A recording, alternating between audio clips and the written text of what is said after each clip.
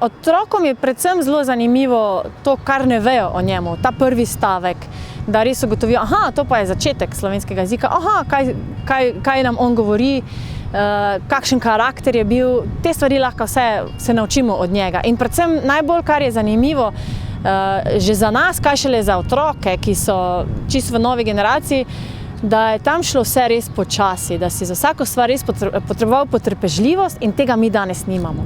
Naprimer, ravno to, da so v Slovenijo prinesli najrazličnejše knjige v sodih za vino, se nam zdi danes nekaj nenavadnega. V preteklosti pa je bilo to zelo običajno.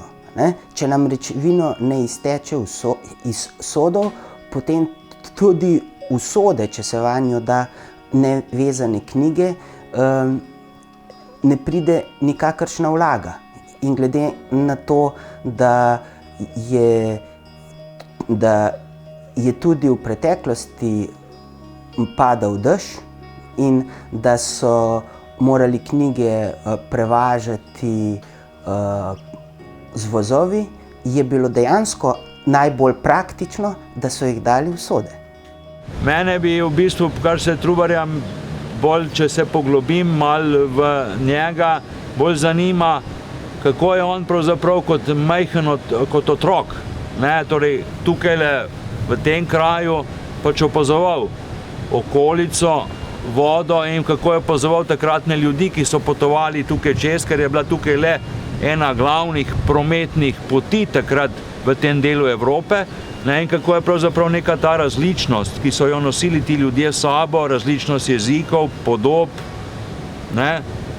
obrazov, pravzaprav vpliva na njegov nadaljnji razvoj. To lahko samo špekuliram. Vse dokler je bil katoliški duhovnik, je razumel, da je zavezan celibatu. Ko je pa leta 1948 moral zapustiti prvič slovensko ozemlje, je pač zapuščal tudi preko teh krajev, ostavil se v Šenčurju, verjetno šel kje preko teh zelenih travnikov. In tisti večer, ko je pač zapustil Slovenijo, se je še srečal z Barbaro. To je bila njegova ljubezen in ga nekako pozdravila z besedami: bom prišla za tabo. In potem čez eno leto, ko je bil že v Rotenburgu, je prišla Barbara za njim, sta se poročila in potem eno leto pozneje sta dobila otroka in tudi že izdal prvo knjigo. No, njegova pot je trajala, tisto, kar je dokumentirano, je trajala 19 dni. Torej, lahko rečemo 3 tedne, zdaj pa par dni zgor ali pa dol, odvisno pač od vremena tudi, Ampak te poti so bile ustaljene takrat, Vse ljudje so hodili, te poti so bile trgovske poti, so bile tihotapske poti, so bile pač poti, po kateri so hodili potepuhi, tihotapci, ljudje, ki so pač pridigari. Mislim, sej, promet je obstajal, bila je trgovina, bilo je popotništvo, bilo je vse, sej. Te poti so bile pa jasno te poti naporne in da so bile lahko tudi včasih nevarne, To je pa pač nevarno, bilo tako, ampak saj vemo, tudi danes mi gremo kam, ko pač ne vemo, kaj bo za naslednjim vogalom, pa gremo. Ena zanimiva stvar je pri Trubarju, ki jaz opažam, je recimo, kako je on predstavil potrebe svojega dela. Ko je šlo za prevajanje Svetega pisma v hrvaščino oziroma tudi v srbščino, to je bilo takrat seveda še bolj blizu, kot je danes, je on pisal kralju, katoliškemu kralju in mu je govoril, glejte, tako nujno je, da se to naredi. In je prosil njega za sredstva in je prepričal, čeprav je bil Trubar protestant, je dejansko dobil sredstva od katoliškega kralja za svoj projekt.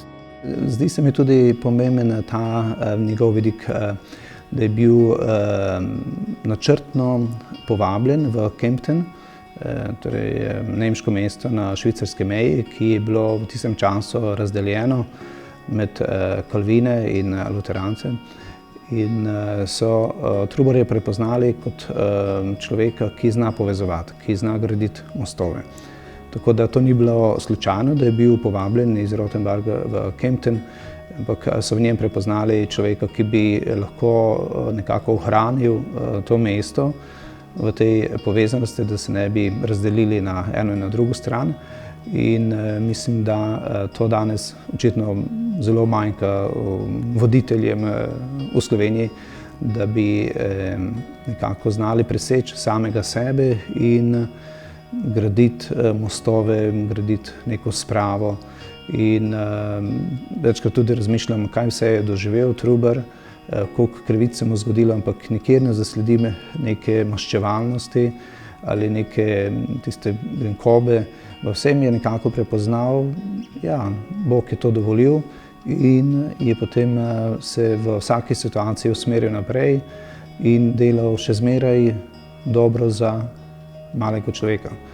Zato ga razumem kot velikega človeka za majhnega človeka.